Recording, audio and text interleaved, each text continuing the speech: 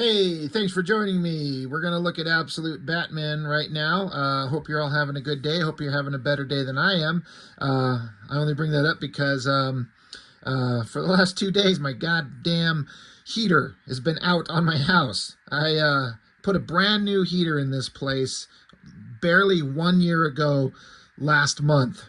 Spent $11,000 and it's not functioning. And I had a repair guy come out just today and he's like, "Yo, there's your problem right there." He just dug into it and found this little tiny part, this little igniter.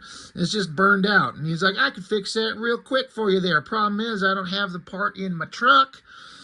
And the place that sells them ain't open until Monday, and this is Saturday morning." So I'm like, "So I get to go without heat for the whole weekend?" "I'm sure sorry, buddy, that's the case. I'm going to get it and get right back to you Monday. Get your heat back on Monday." I'm like, "All right, well, thank God I put in an $11,000 furnace, and 1 year later, it already needs a new part." The one they took out of my place here was original to the home, which was built in 1980. Anyway, it's just my luck. So I'm a little frustrated, and I figured what better way to get my mind off the fact that I'm frustrated and freezing than to review a comic book about Batman beating the ever-loving piss out of people. I got this sent to me by my buddy Latique Curry, who's just been sending me all kinds of awesome comics that I show on the channel. I've still got a big one that I just still haven't got to. He's probably getting pissed off at me, but I will get to it.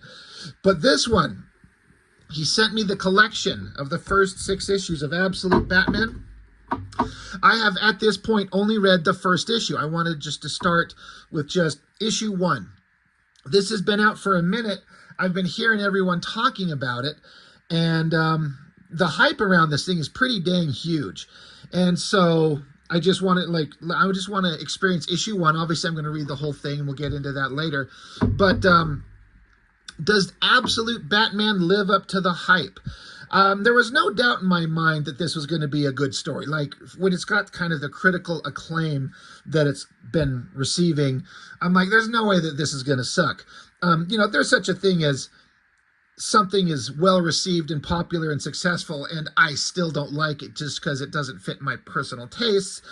So, that's always possible, but I try to be fair and balanced and just say, like, I can tell this is good, but it just doesn't fit me. So what do I think of Absolute Batman? Well, let's get into it. Let's talk about it. An Elseworlds book, I guess. I mean, I don't know that it's not actually saying that, but this is an out of continuity. This is an alternate version of Batman. It's not the one that we've all been reading in the comics for however long that they've existed, since the 40s? 50s? Something like that. Excuse me. Cold makes me tired. But it's taking Batman and doing a new spin on it. And what I heard about it, here's the clincher. The thing that they tried to hook us with Absolute Batman is that how would Batman function if he didn't have the money? I was like, okay. He's like, instead of being part of a wealthy family, we're going to make him working class poor. But how would a Batman function in that kind of mindset? So, as a premise, I could see that as like a hell of an elevator pitch. You go to the editors at DC and they're like, "Hey, I got this great idea. This is what we're going to do with Batman." Put simply, no money. Telling his origin story from the beginning, but no money. And when you're Scott Snyder, the writer, who's very popular, I haven't read any of his Batman works. He's done, the Court of Owls, which I've been told is the greatest Batman thing ever. I'm like, all right, sure, if you say so. I don't know. I haven't read it. But I got to imagine when that kind of guy comes to you and says, "I have this new spin on a Batman book," I think DC is going to be like, "Do it." Every one of these big companies needs something successful to be driving the brand and making just a little bit of money. They need something. And Scott Snyder on Batman seems to do the trick. The artists. So you got this different guy that does issue 4, Gabriel Hernandez Walta. I have no idea who that is. But the primary artist, Nick Dragotta. I've only seen that name. I've seen it. I've been aware of it. But I don't know that I've ever seen anything that this artist has ever drawn. So, and if I have, I don't recall it. I don't remember it. So to my mind, this is the first thing that I'm seeing of this guy's art to really like make me focus on it. And what do I think of him? Like, is this guy going to impress me? I have to say, absolutely. Incredibly talented artist, like first rate, top tier comic book artist. Love this thing. Obviously, that's anytime you got that kind of color scheme with the lightning bolt in the background, it's like a Dark Knight homage. I will say, because yes, I have read this book, or rather the first issue. And if you're following my channel, you know that I've been covering the Frank Miller All-Star Batman and Robin. Having read just this one issue, and I think I just did issue 10 of All-Star Batman and Robin. Artistically, you could kind of compare the two. I mean, you got Nick Dragotta versus Jim Lee. They're both beautiful, but from a storytelling perspective, Scott Snyder is just making Frank Miller look like an absolute fucking clown. No one's denying what Frank Miller has done. We've all seen his stuff. You can list off all his big, important works that we've all read, and they will be popular forever. But goddamn, is that All-Star Batman and Robin just fucking terrible, especially compared to this. But yeah, dig that cover. I assume this has been the primary cover, just the big guy. I'm always a little bit leery when they take like a weird approach to the visual design of a character when it's so dramatically different. But, you know, it's not Prime Universe Batman. It's some alternate version. And doing something different. I get, you know, the artist is making him look like a giant, thick, huge, like burly guy. Like, it's kind of like the difference of, I was talking with a friend at work. I was kind of saying, like, I feel like this would be a good concept to adapt into a movie. And he's like, yeah, but the way they make Batman look, this giant, thick, huge, monstrous guy, how could they pull that off in the movie? And I'm like, well, they probably can't. You know, there's certain things with comics where the visual language works on the printed page in a way that you can't do in real life. But if you'd take like Christian Bale's Batman and stand him next to the Ben Affleck Batman, Affleck looks thick and huge, more close to this. So I think that they could do it, you know, plus this version of Batman's got like these big shoulder pads, and I think he eventually ends up with spikes on his shoulders. You know, they could bulk it up. I think that they could make it work in terms of a movie if they wanted to. But starts out, oh God. So here's a variant cover by Jim Lee, Scott Williams, and Alex Sinclair, the penciler, inker, and colorist of All-Star Batman and Robin. And look, I gotta say, compared to this and compared to that, I am sorry, but Jim Lee's shit here sucks compared to these. He's just standing there. His face looks weird. They're doing the lightning bolt thing. Like, it's fine, and any other comic artist would probably be like, I wish that I could do kind of what Jim Lee does. Sure, like, it's all kind of in comparison and relative, right? But so much better here than that. That one, so much better than that. It's kind of weird to see somebody make Jim Lee look like a chump. And don't get me wrong, I love Jim Lee. I like the guy. I've loved his art for years and years, but sometimes other people come along and just like, you should have just not bothered, sir. And then we get into the story. It starts out with like the color tones are kind of different from the rest of the book, where it's kind of got I don't know, it's kind of faded, got like a haze on it. It's usually to indicate we're in a different time frame. So it's like some kind of like a advertisement. He's looking at, welcome to the Chiroptera habitat. I probably said that wrong. Bats are crazy. And it's like, I'm Batty. As you enter the enclosure, we ask that you don't take pictures, but observe how they fly. Bats walk on their wings, it's going to say. All little elements that'll factor into the story. So, and then you get a little kid and somebody yelling, Bruce. All right, we're going back in time. This is young Bruce. That must be his father. We're at a zoo. I think it says chapter 1 is the zoo. Yeah, volume 1 is the zoo. And then, so, you know, you get the basic story set up. Bruce is at a zoo looking at bats with his dad. And then you get this awesome, I think this is pretty neat right here. Part 1 of 5, Absolute Batman. You know, speaking of Frank Miller, anytime I see anything like this, where it's a silhouette of a gun at a kind of a very flat angle sometimes, especially like an old school, like 1945 style 45. It just kind of screams Sin City Frank Miller. And I wonder if that was kind of intentional, because you can't separate yourself from the Frank Miller Batman connection, or if it's just something they wanted to do, and it just kind of, to my brain, it just happens to look like that. Either way, that looks awesome. I like the coloring. So then we get into Gotham. I'm going to bring up this top panel. I mean, that shot of Gotham City, it's this microscopic panel. So I don't know if this guy draws digitally. I'm gonna guess so. It just says artist, doesn't say pencilers ink or so. But yeah, that cityscape, like, it's got hyper detail, and it looks like a completely realistic city. Like, that looks like almost like a photo of what a real city could look like. I like how in the distance there are these 4 massive, like, towers. That actually stood out to me when I saw this at first. Now, I don't know if there's like any kind of set geological structural language to Gotham City where 4 towers in the distance is something that is kind of a standard thing, or if that's just something unique to this universe. But it did stand out, and it is something that'll come up later on. But basically, the story starts out, again, we go into it knowing, we understand that the story is about Batman not having money. So then it starts out, a guy on a motorcycle, and it's got his inner monologue. He hasn't been to Gotham in a long time.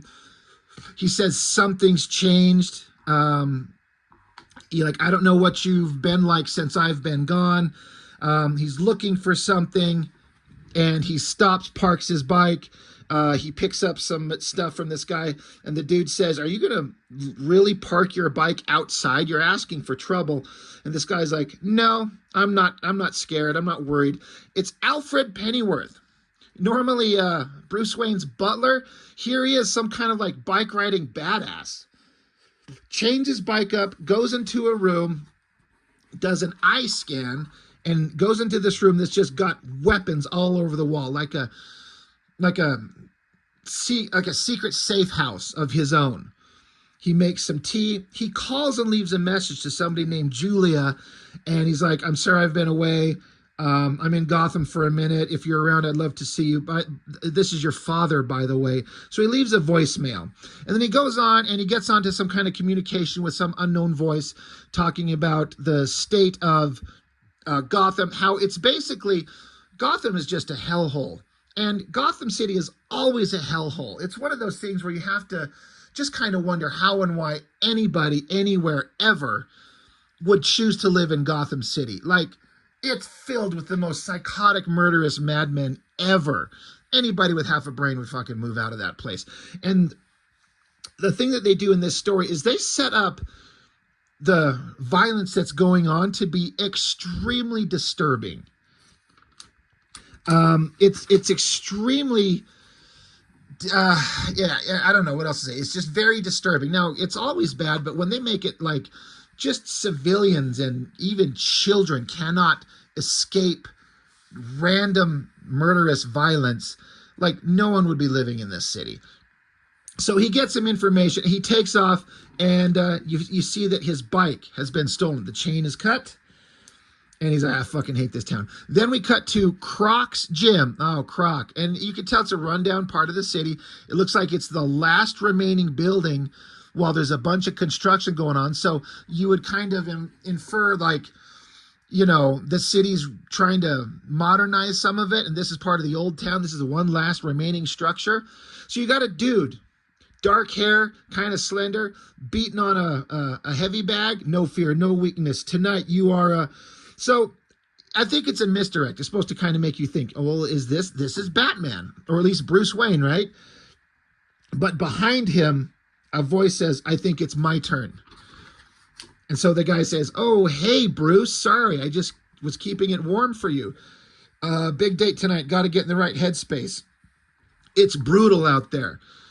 And so you get to see Bruce Wayne, and they're going out of their way to make sure they illustrate that Bruce Wayne is tall, thick, heavy, big dude, like a big football player, like a thick wrestler almost. He's not like, this is the body type you would expect for Bruce Wayne Batman. And this is what we get. And so again, it's taking the concept that you know and giving it a little bit of a spin. And so he's like, all right, my turn. And so he just starts wailing on the bag, and he is pummeling it, like sending it flying. And while he's beating on the bag, we're going back in time to when he was just a kid talking with his father at the zoo. There's a little bit of like where the child Bruce is learning a moral message. The lion, he's sitting here, and, he's in a cage, he's being fed meat. And so they're like, what have we learned, class? And little Bruce is like, this guy has the life. And the father's like, well, enlighten me. So Bruce says, well, it says here he sleeps 20 hours, plus he gets fed prime rib 3 times a day, and he never has to be afraid of anything. So then his father says, fair, he might be coddled, but he'll never affect anything, never mean very much. So there's an interesting way of talking about doing something in life that matters rather than doing nothing for your entire existence. Yes, the lion is the king of the jungle. It's one of the most dangerous animals ever. He's not afraid of anything. He can take down almost anything. But he's in a cage being fed. He sleeps, he eats, and he does fucking nothing. He'll never affect anything. He'll never mean much. And so, Bruce kind of jokes, he never has to go to school. And his dad's like, oh, says the boy to his father, the teacher.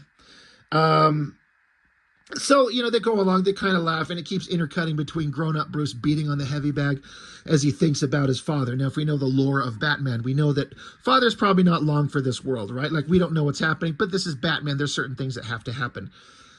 But I like the little simple life lesson given there. And adult Bruce pummels the bag so hard, he blows it in half. And so now we get to see Croc, the guy who runs the gym here, and he's literally got a snake around his neck, and he's literally carrying around like a small, I'm going to assume a crocodile. I mean, I don't know what the difference between, I know there's crocodiles and alligators and they're different things, but I'll assume that it's a croc.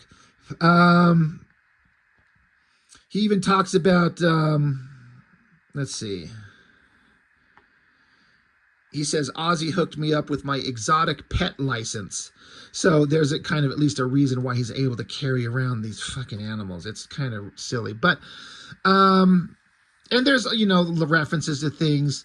The guy says, don't you watch those nature shows, brother? Penguins know how to hide their eggs. Besides, he's our boy. So there's all these kind of little in-jokes, not jokes, but bits in the dialogue talking about characters that we know.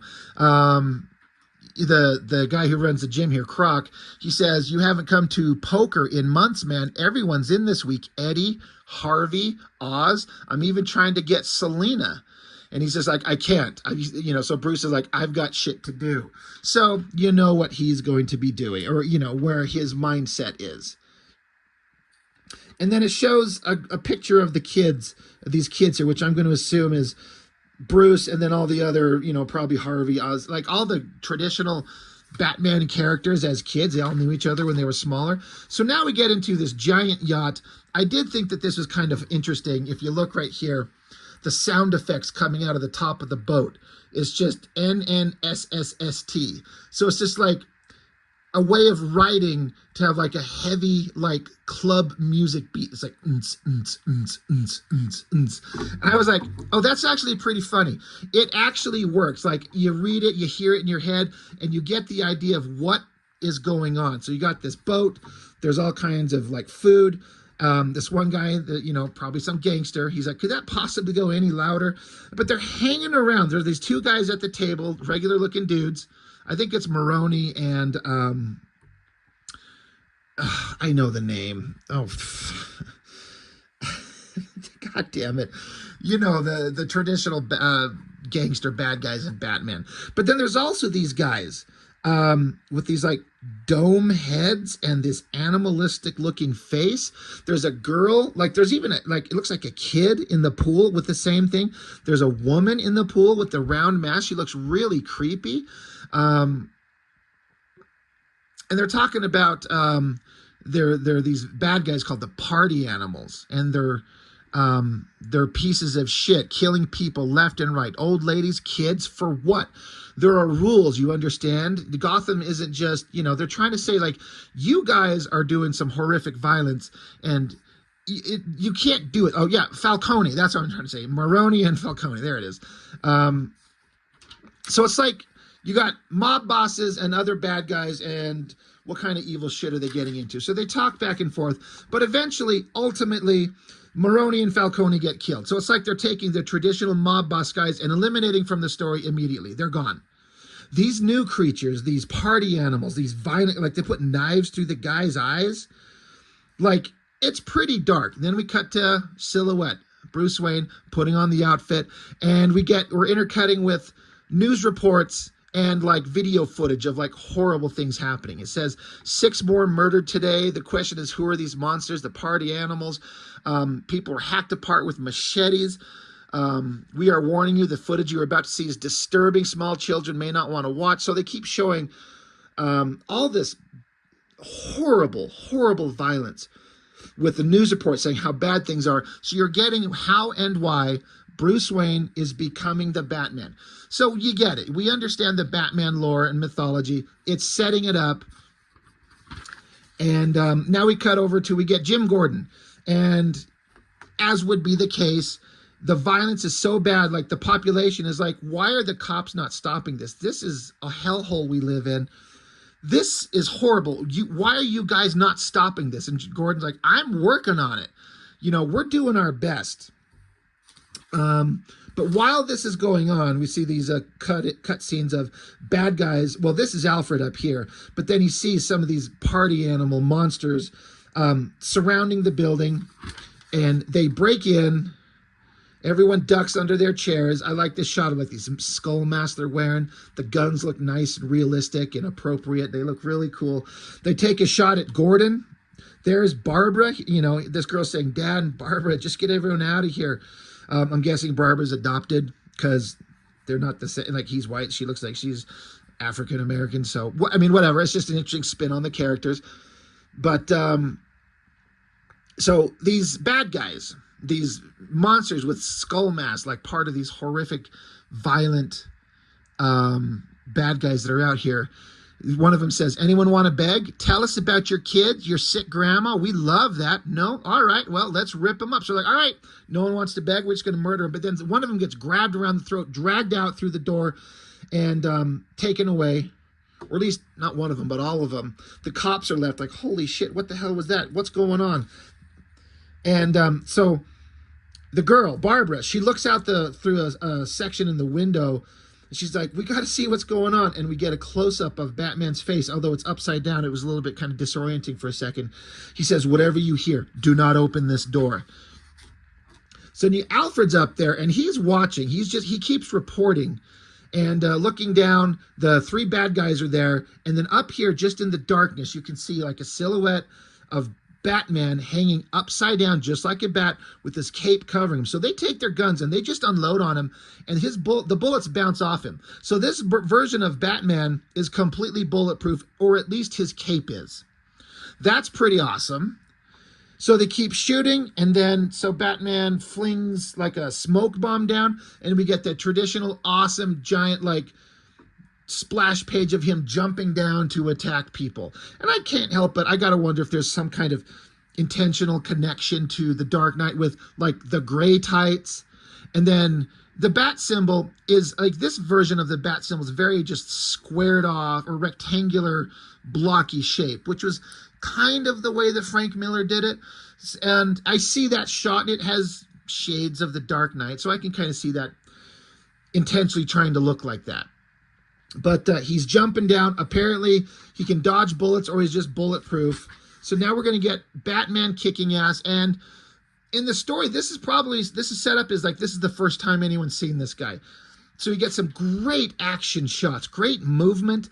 Batman's cape, he can like, excuse me, fling it out, and it can get rigid and has these hooks on the end, and he can use it like extensions of his arms. In fact, there's a part here where he jumps up on them like stilts to get up and over people. So again, they're taking his cape, and it's not just decorative costume ornamentation. It's like an active weapon that doesn't just let him float. You know, they've taken the idea and what's the next level that we can do with it. So he's just throwing the guys around, beating the piss out of them, taking them out really well. So now there he is standing at the top of these stairs, the 3 guys down, and there's a whole bunch more of them coming along. Meanwhile, this assassin Alfred, or like whatever his goals are, whatever his point of being is, he's sitting here looking down, just watching everything. He's like just gathering information, watching Batman, watching the bad guys. Another element that they've done with the bat suit that I've never seen before is he pulls off his ears from the bat suit and they become knives, weapons, things that he can throw. So he can have both the long ears and then short ears. It looks really cool. The little pointy, little stabby things on his wrist, arm gauntlets that he has, they're all there. But he's just taking these guys out. He's not killing them, but he is maiming them. They are getting bloody. And so once again, we get another shot of the stairs. It started out over here with just 3. A whole bunch more people come after him. He takes them all out. Now there's just all the bodies of the villains he put down. And he's just standing there, ominous, unafraid, very Batman, very cool. More bad guys coming. And so this guy here, he looks tough. He's big. He's muscular. He's got a big, like, giant kind of cutting knife. It looks like a knife you'd have in like a cooking kitchen. He says, this hand has killed more people than you can count. Now I'm going to give you one chance. Get the fuck out of our way. So Batman pulls out some kind of skinny little device, and then he connects it, the opening of the device, to the bottom of his bat symbol on his chest, and he takes it off, and you see that that bat symbol now has become like an axe weapon, and underneath it you can see there's this ribbed material, kind of like the Dark Knight, to show the body armor. So the bat symbol becomes an axe, a handheld weapon. Lead bad guy comes at him, and Batman chops his hand off. And so Batman says, I hear they can reattach them sometimes. There's a hospital 3 blocks south of here. Or is it east? I can't seem to remember all of a sudden, but I'd run. So all the other bad guys are staring at them with these cool-looking, creepy skull masks and the beady eyes. Batman says, the rest of you, I'm going to give you one chance to get the fuck out of my way. He flexes. I guess his outfit, it's like he's got this armor harness across the shoulders and his back, and it can protrude spikes. He's like, out of my way. And they just look, and they take off running. And so Alfred's been kind of watching, like logging this, and we get to read it. In Alfred's log here says, well done, but if you were a true tactician, you'd have set a trap for those fleeing on the, and then you see Batman pushes a little boop, boop, blowing up the ground to stop all the guys from fleeing. He said you can run, and Alfred's like, yeah, you turned them around, but they're still going to get away. Nope, Batman set a trap. So Alfred says, like, pretty good. So amidst all the smoke and destruction and explosions and all the people lying there, Batman didn't kill anybody. Alfred shows up. He's got this big shotgun, and he gets right up to the back of Batman. Alfred says, that's the sound of a DC-34 automatic shotgun, son. There are only 3 of them in the world. It could blow your brains all over the sidewalk before you even blink. And Batman's just sitting there unconcerned looking at the skull mask of these bad guys. And the Batman just kicks backwards, knocking the gun out of Alfred's hand, grabs the gun, and then Batman says, sounds dangerous. And then Batman just takes off. He's gone. So again, they're setting up that Batman is an extreme badass. And we know this. This is nothing new about Batman, but it's kind of fun reading a story where it's in this universe. This is the character's first introductions to him, and how does he present himself to the world? And this is fun. Even though we know the story of Batman and it's slightly different, it's fun. So then Alfred is continuing his log. He's like, the next day, everyone's talking about it. Who is the Batman? So who are you really? Bruce Wayne. So this Alfred guy knows who he is. He says, you hide your tracks well, but it's easy when you're no one. You're just some guy, 24 years old. Mom is a social worker. Dad is a teacher. You grew up in Crime Alley, high friends in low places, a tight group. You're smart. You excel in school. Your parents have you tested and you score near genius levels. He won these awards in 5th grade for these designs that he made. And so the prize for winning this was a class trip to Gotham Zoo, which is where the story started out. And then that's where it says here where it starts. And here's Bruce Wayne at the zoo, got a flower in his hand. So now we cut back to the flashback. At the zoo where the class is visiting, somebody's there shooting people. Just sounds of gunshots and dead bodies. So Mr. Wayne is rushing the kids, like everyone, into this, it's ironically, the bat house. Everyone inside, get to the back. And so Bruce is like, Dad, get inside. And so his dad shuts the door and says, Bruce, whatever you hear, do not open that door. The dad shuts the door, and then a flower is, laying on the ground, a gunshot. You just obviously get the idea. Dad just got shot by a random guy with a gun. So Alfred's kind of investigation onto Bruce, it says, after that, you lose yourself for a while, lash out, rage at the world, but then you find yourself again. Something inspires you, showing the symbols of the bat, these images of what a bat can do. It says you straighten out, you go back to school, you get a scholarship at the best university in the state, but when you get there, you're injured in the first week, a soft tissue scare, soft tissue tear. He says, I've been in command of men who faked an injury to escape duty, and I expect that's what you did. But it says, but why? You were good enough to be a star, even go pro. Like he could have been a professional football player and been rich. But Alfred's thinking to himself, says, you were saving your body for last night, for all of this, whatever it is you've built. Says you've studied applied mechanics, chemistry, criminal psychology, military theory, socio-cultural history, everything to prepare. And then you come home, you set up in Gotham, and you work in the power grid. And then you work the water department. Next, sanitation. After that, you intern at City Hall, studying public policy, macro and micro, learning your city, the body, the brain, every goddamn part, until finally you come full circle. Ever the engineer, creating, building. You even fix what you break, repairing the stairs you blew up last night. You've built something here, Bruce. I see it now, and it's impressive, truly. But I've taken men down like you before, in cities, in jungles, in deserts all over the world, because you're crusaders. And crusaders always have a weakness. Love this shot of the city. Again, it almost looks like a photo. But it's just showing how even when he was poor, he just traveled the world, he studied all kinds of disciplines, and he went to work in the construction of the city everywhere, just learning, growing. And but Alfred, for whatever reason, he's here to stop Bruce. He's like, you have a weakness, and it's his mother. And that's what he's kind of thinking. This might be your weakness. Then we get a shot of Gotham City, and there are those 4 skyscraper towers where the city clouds and the fog are so low that the towers stick up high. And then you get Bruce Wayne. He sneaks into these high-tech buildings. He says there's more to these ape skull masks than first appears. They aren't just for protection or even intimidation. When I cracked one open, the circuitry inside was end recording. Like Bruce sees something. So this is something I was kind of like, well, he's not supposed to have access to all this technology. So he must have snuck into these buildings because he helped build them, and he knows about construction and the layouts of buildings. So he learned how to have access to things that he wouldn't normally have. You've got Alfred here, and he's sneaking up on him. He's like, pretty smart, mate, hiding out in the tops of these buildings. All the top floors are owned by companies and oligarchs that never used them, just hollow investments. You know this, though, because you worked on them. But I'm closing you down right now. So, yeah, there's the explanation of how Bruce Wayne got access to high technology like that. But Bruce Wayne shows right back up in the bat suit. Alfred says, oh, I thought you were better than that, son. You'd get cornered and all those ideals go out the window. Meaning that Batman's there with a shotgun. And Alfred's like, you're supposed to have ideals.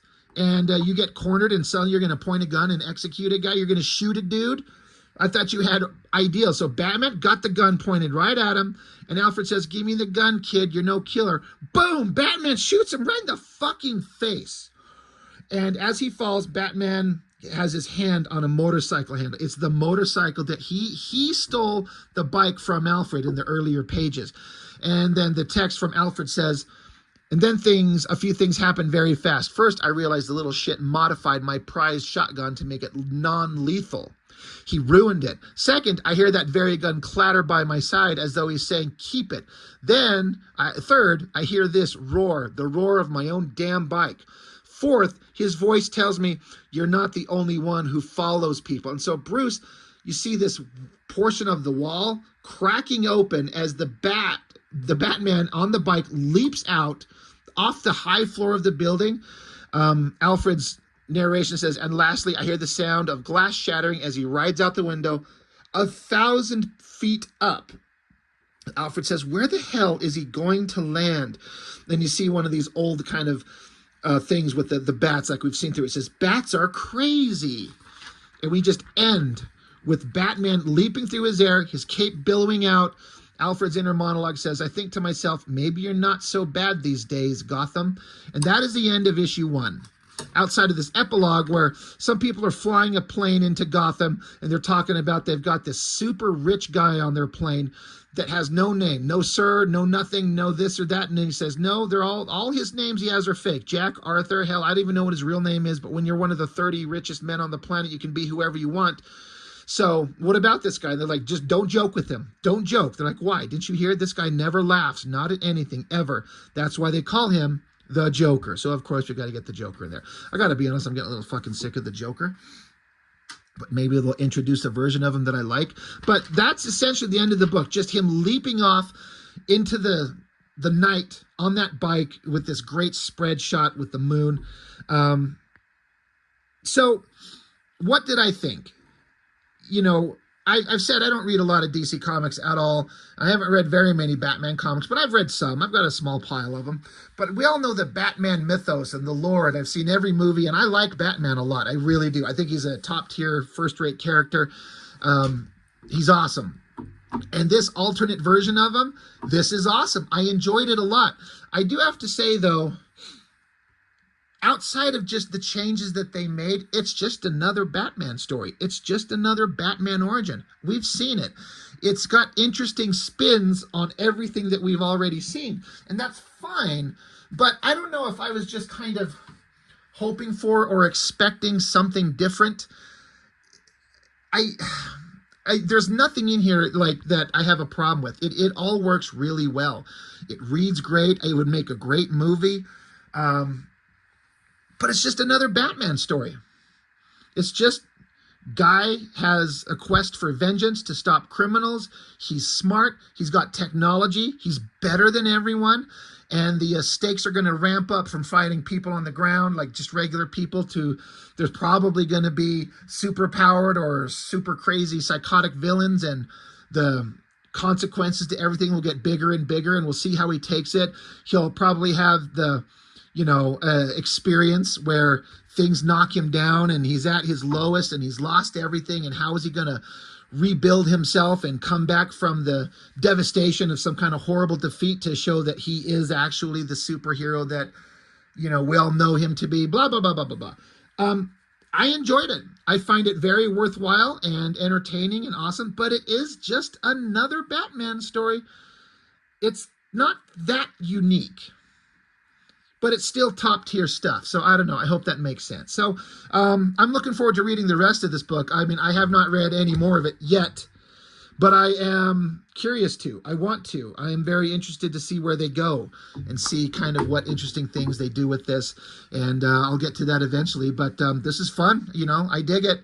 Very cool stuff. So it's nice to say that for the most part, it pretty much lives up to the hype. It's just as good as everyone said it was. Even if, like I said, I'm like, yeah, it's a Batman story. Yes, it is. It sure is. So it's awesome. I'd recommend it based on the one issue I've read. So that's all I've got for now. Thank you for joining me. As always, I really appreciate it. I'll see you next time.